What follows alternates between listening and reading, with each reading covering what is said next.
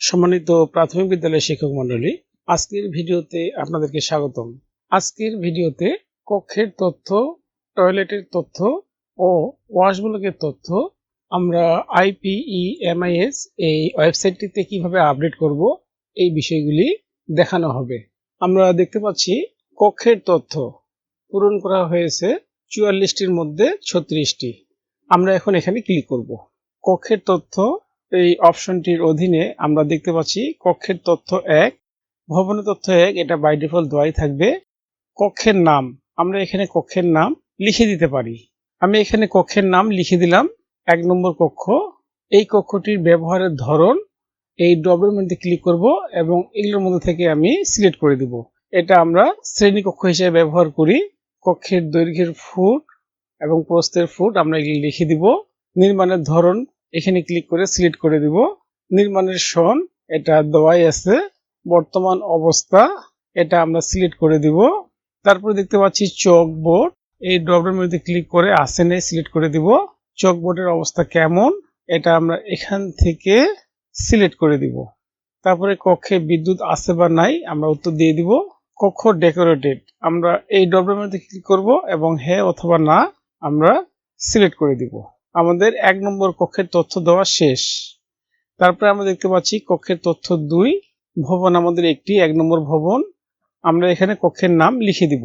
আমি এখানে লিখে দিলাম 2 নম্বর কক্ষ। তারপরে ব্যবহারের ধরন এটা আমাদের অফিস রুম, আমরা প্রধান শিক্ষক অফিস কক্ষ সিলেক্ট করে দিলাম। কক্ষের দৈর্ঘ্য, প্রস্থ, নির্মাণের ধরন এগুলো সব আগের মতোই থাকবে। অবস্থা, চকবোর্ডের অবস্থা, কক্ষে বিদ্যুৎ আছে নাই, কক্ষ ডেকোরেটেড হ্যাঁ না সিলেক্ট করে দিতে হবে।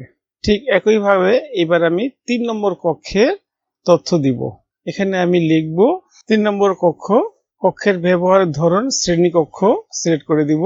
দৈর্ঘ্য, প্রস্থ, নির্মাণের ধরন, নির্মাণের সন এগুলো আগের মতোই থাকবে। চকবোর্ডের অবস্থা, কক্ষে বিদ্যুৎ আছে বা নাই, কক্ষ ডেকোরেটেড। সর্বশেষ 4 নম্বর কক্ষের তথ্য আমি দিব। আমি কক্ষের নাম লিখে দিলাম। কক্ষের ব্যবহারের ধরন শ্রেণীকক্ষ, দৈর্ঘ্য, প্রস্থ এগুলো আমরা দিয়ে দিব। নির্মাণের ধরন পূর্বের মতো, নির্মাণের সন, অবস্থা, চকবোর্ড আছে, চকবোর্ডের অবস্থা, বিদ্যুৎ আছে, কক্ষ ডেকোরেটেড। আমার 4টি কক্ষের তথ্য দেওয়া শেষ। আমি এখন আপডেট করুন এই বাটনে ক্লিক করে সেভ করে রেখে দিব। তারপর আবার আমরা বিদ্যালয়ের তথ্য ফিরে যান, এখানে ক্লিক করব এবং স্ক্রল করে একটু নিচের দিকে আসব। আমরা দেখতে পাচ্ছি কক্ষের তথ্য 48টির মধ্যে 48টি পূরণ করা হয়েছে এবং এখানে আমরা একটি সবুজ রাইট চিহ্ন দেখতে পাচ্ছি। তারপরে দেখতে পাচ্ছি টয়লেটের তথ্য পূরণ করা হয়েছে 24টির মধ্যে 14টি। আমরা এখন এখানে ক্লিক করব। আমার বিদ্যালয়ের টয়লেটের সংখ্যা 2টি। 1 নম্বর টয়লেটের তথ্য আমরা এখন দিব। নির্মাণের ধরন পাকা, বছর, ব্যবহারকারীর ধরন বালক বালিকা, বর্তমান অবস্থা ব্যবহারযোগ্য, ভবনের সাথে সংযুক্ত কিনা না, ওয়াশ ব্লক সংযুক্ত নাই, টয়লেটে বিদ্যুৎ আছে, নির্মাণের প্রকল্প অথবা প্রোগ্রামার অন্যান্য প্রকল্প, র্যাম সহ টয়লেট নাই, পরিষ্কারক দ্রব্যাদি আছে, পানি সরবরাহ আছে, হ্যান্ড ওয়াশ বা সাবান আছে। 1 নম্বর টয়লেটের তথ্য দেওয়া শেষ। এবার আমরা 2 নম্বর টয়লেটের তথ্য দিব।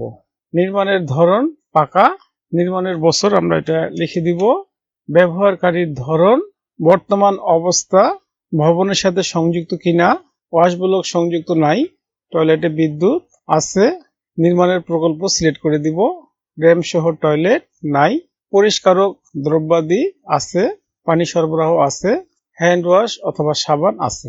আমার টয়লেটের তথ্য দেওয়া শেষ। এরপর আমরা ড্রাফট আপডেট করুন এই বাটনে ক্লিক করে এই তথ্যগুলো সেভ করে রেখে দিব। আবার বিদ্যালয়ের তথ্য ফিরে যান, আমরা এখানে ক্লিক করব। আবার আমরা স্ক্রল করে নিচের দিকে আসব এবং এখানে আমরা দেখতে পাচ্ছি 24টির মধ্যে 24টি পূরণ করা হয়েছে এবং সবুজ রাইট চিহ্নটি উঠে আছে। তারপরে দেখতে পাচ্ছি ওয়াশ ব্লকের তথ্য এখানে পূরণ করা হয়েছে 12টির মধ্যে 0। আমরা এখন এখানে ক্লিক করব। এখানে দেখতে পাচ্ছি ওয়াশ ব্লকের তথ্য, কোনো তথ্য খুঁজে পাওয়া যায়নি। আমার বিদ্যালয়ে কোনো ওয়াশ ব্লক নেই বিধায় এখানে কোনো তথ্য দেওয়া হয়নি। আপনার বিদ্যালয়ে যদি ওয়াশ ব্লক থেকে থাকে তাহলে একটি ওয়াশ ব্লকের তথ্য যোগ করুন, এখানে ক্লিক করবেন এবং ওয়াশ ব্লকে বিদ্যুৎ আছে বা নাই নির্বাচন করে দিবেন। নির্মাণের সন লিখে দিবেন, ব্যবহারকারীর ধরন এটা সিলেক্ট করে দিবেন, এখান থেকে বর্তমান অবস্থা কেমন এগুলো সিলেক্ট করে দিবেন, ওয়াশ ব্লক ব্যবহৃত হয় না, হ্যাঁ আপনার প্রয়োজন অনুযায়ী এই তথ্যগুলো আপনি দিয়ে দিবেন। পরিষ্কারক দ্রব্যাদি, পানি সরবরাহ, হ্যান্ড ওয়াশ বা সাবান, ভবনের সাথে সংযুক্ত ইত্যাদি ওয়াশ ব্লকের তথ্যগুলো দিতে হবে। যেহেতু আমার ওয়াশ ব্লক নাই, আমি এই ব্লকটি ডিলিট করে দেব। ডিলিট করে দেওয়ার জন্য আমরা এই মুছুন বাটনে ক্লিক করব এবং নিশ্চিত করুন বাটনে ক্লিক করে এটি আমরা ফাঁকাই রাখবো। তারপর আমরা ড্রাফট আপডেট করুন এই বাটনে ক্লিক করে এই বিষয়টি সেভ করে রেখে দিব। আবার আমরা বিদ্যালয়ের তথ্যে ফিরে যান, এখানে ক্লিক করে পূর্বের পেজটিতে চলে যাব। আজকের ভিডিও এই পর্যন্ত। আজকের ভিডিওতে কক্ষের তথ্য, টয়লেটের তথ্য এবং ওয়াশ ব্লকের তথ্য কিভাবে আপডেট করতে হয় আশা করি বিষয়টি বুঝতে পেরেছেন। ভিডিওটি দেখার জন্য আপনাকে ধন্যবাদ।